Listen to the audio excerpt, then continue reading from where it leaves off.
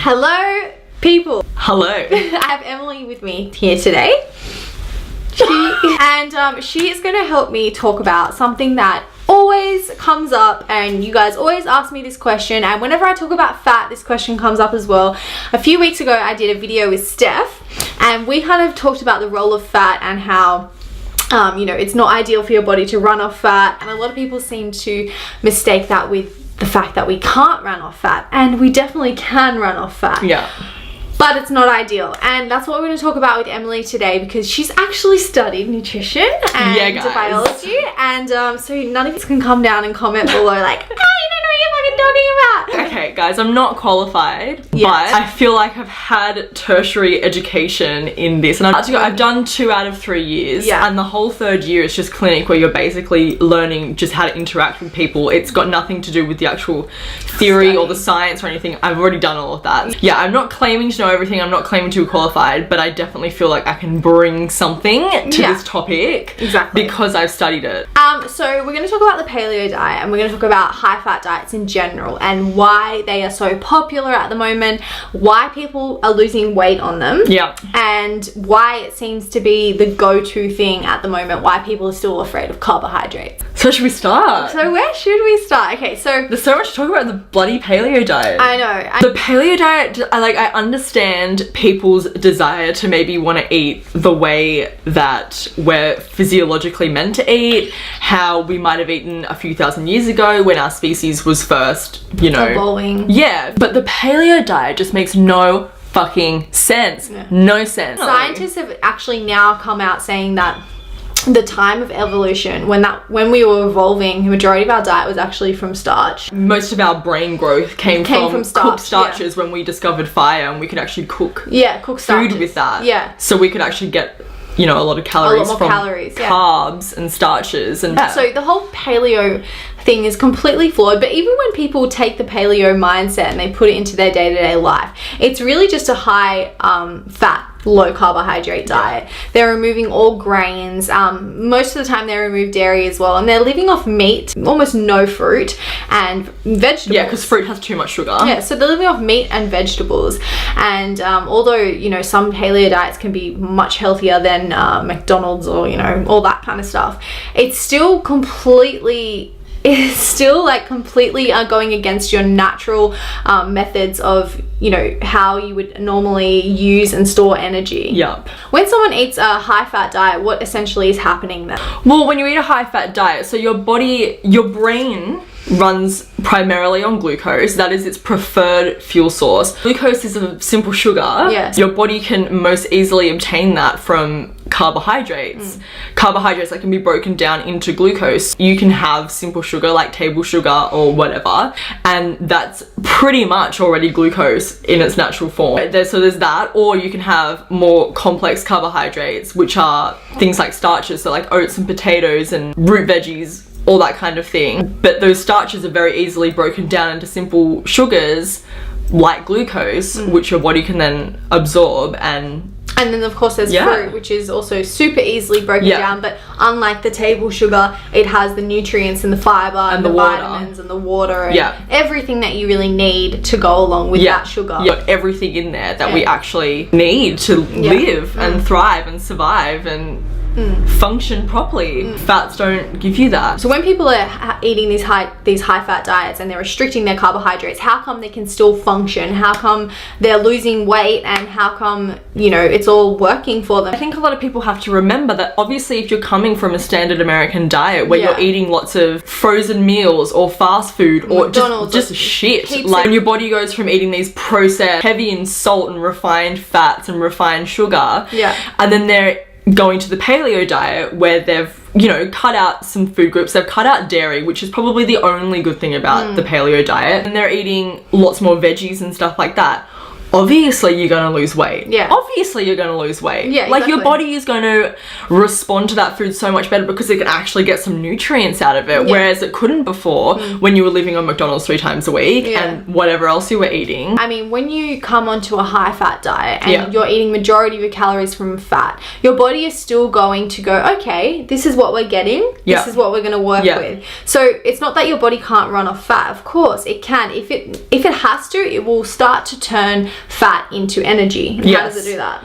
Well, it does it via ketosis. So yeah, if you are eating a diet, any diet other than a high carb diet or a diet that restricts carbohydrates, you're going to put your body into ketosis. So it could be a high protein diet or a high fat diet. Either way, you're going to end up in this state. Yeah. It's essentially called starvation mode. It is called starvation mode for a reason. So basically, because your body does prefer glucose as its energy source to give you energy and to live and just go about just go about your day-to-day lives. But when you force it into a high fat or high protein diet, as Bonnie said, your body just goes, okay, well, this is what I've got to work with. Like, I have to survive somehow, so I'm going to do my best. So basically, you can't break fats and proteins down into sugar. It just doesn't work. You can't do it. So it turns these foods through several processes into ketone bodies. And those ketone bodies are what fuel your brain while you're in this famine state where it can't find carbohydrates. And that's what keeps you alive, essentially. So it eats into not only the fat and protein that you're consuming, but also your fat and protein stores, which is why you're losing weight. Exactly. You are literally starving yourself and your body has no option but to rely on its backup sources because it's not getting its correct fuel source. Exactly. If you're eating a high fat diet and you're also restricting your calories, so you're only having, say, 1,500 calories a day, that isn't enough calories for the body to function. But if you're, an adult, then 1,500 calories is not enough. So it is going to go into its stores, which is why you start to lose body fat. If you weren't restricting your calories and you're eating 3,000 calories on this high-fat diet... Of fat? I mean, that would be almost... You would put on weight. You would put on weight. You'd feel fucking sick. Yeah. Like, a lot of you watching this would know if you're eating a high-carb, low-fat diet and then you start eating a high-fatty... you eat a high-fat meal, you feel like crap. Yeah. You are going to slow down your metabolism because your body has to learn to survive on fewer calories and the incorrect fuel source. Yeah. It thinks you're starving. It thinks that you're in a famine and it doesn't know when you're going to get adequate food again. So it slows down your metabolism so that you burn through those calories slower so that you can stay alive. That's just a natural process to keep you alive. It happens with anyone, whether you're purposely starving yourself or are a starving child somewhere. Exactly, your body doesn't know the difference. Happening. And a lot of people tend to then rely on things like coffee, because I don't think I've ever met anyone on the paleo diet that does not drink coffee. So because coffee. They're not getting their energy from food, they start to drink coffee instead, and therefore they get their energy from coffee. I could say as well that a lot of people think that they want to be on a ketosis diet. They're like, oh, because that makes you lose weight, and people associate losing weight with being healthy, which is not the case. But ketone bodies are actually very, very acidic. It creates really acidic environment. It creates an environment that harbors disease. Yeah. So literally, like cancers, heart disease, diabetes, all of those. Yeah. And we wonder why so many thousands of millions of people in Western countries are dying of these diseases every single day. It's because the majority of us are either eating a shit ton of animal products and not really caring about what we eat, but that will still cause the same problems, or we're starving ourselves by going on low carb diets. Of course we're going to end up with these diseases. Your body doesn't want to run on that. Using fat as that fuel source, and that is going to cause some problems. So yes, you're going to lose weight. Short term, you're going to lose weight, and it's definitely not going to be sustainable, because let's be honest, who the fuck can live without carbs? People blame themselves when they can't continue on their diets because they're just freaking out and they just want all the shit food they can get their hands on.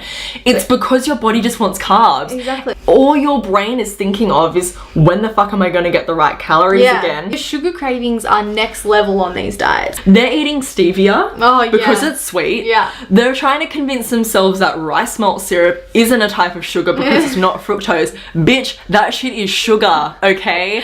Fuck you, Sarah Wilson. It is sugar. Trying to find these sugar substitutes because they don't want the calories from sugar, but they want the taste of sugar. And they don't want the carbs from sugar. Yeah, exactly. But they want sugar Yeah. because that's what your body wants. Yeah, it tastes good to us, all of us humans, and that's completely natural. We want to eat large quantities and we want to eat, you know, delicious sweet things, and that's why a vegan diet is so ideal, because you can eat all the calories and you can eat, you know, as much as your body actually wants and still be healthy and lean. Really pisses me off when people say that sugar is like as addictive as cocaine or something. My like God. It's like, of course it's addictive, bro. Our body that's what you runs fucking like it. want. Like, of course it's addictive. Obviously your body's gonna crave that like there's no tomorrow because that's what it runs on. Yeah, I'm gonna wrap up the video here, but pretty much overall, I hope you guys now understand why you lose weight on a paleo diet, why it is unsustainable as fuck and really bad for your body, and why you should definitely not do it. Not only because it's going to mess with your body long term, and you know what, you want something that is gonna last a lifetime. You want it so that in 10 years you don't even have to think or worry about your weight. You want it to be so that you're setting yourself up for your future to be healthier and happier. You don't want it to be the other way around, okay? Don't do short-term gains to get long-term really bad side effects. Yeah. And not only for yourself, but for the fucking animals, man. Come on. Like, if you wouldn't go and slit a cow's throat and cut it up for dinner, don't pay someone else to do it for you. Otherwise the paleo thing, it doesn't matter if it's but it's completely irrelevant. If you're living a paleo lifestyle yet you wouldn't kill your own meat, then that's completely irrelevant to live the paleo lifestyle, because they're claiming, that's what they were doing. Yeah, they're claiming that that's what's natural, and it's obviously not. So also for the planet, like I said, it's completely unsustainable, this paleo thing. So for so many reasons, the paleo is a big bum bum. Don't listen to Pete Evans or Sarah Wilson. Yeah, they can go listen to mine. us. If you want a doctor's advice, then we strongly suggest Dr. McDougall, Dr. Esselstein, Dr. Barnard. Barnard. It's Barnard, isn't it? Barnard. Dr. Barnard. Barnard. They're all really good doctors. I'll link some of their stuff down below. They all promote a high-carb vegan lifestyle, and they all are reversing the major diseases and illnesses in the world through this diet. Cancer, heart disease, and diabetes. I yeah. believe that they are the three. We covered everything? I think so. Thanks for watching. I hope this helped you out. Leave any of your questions down below and me or Emily will reply to you. Yeah, bye! Bye! It's time for us as a people to start making some changes. Let's change the way we eat, let's change the way we live, and let's change the way we treat each other.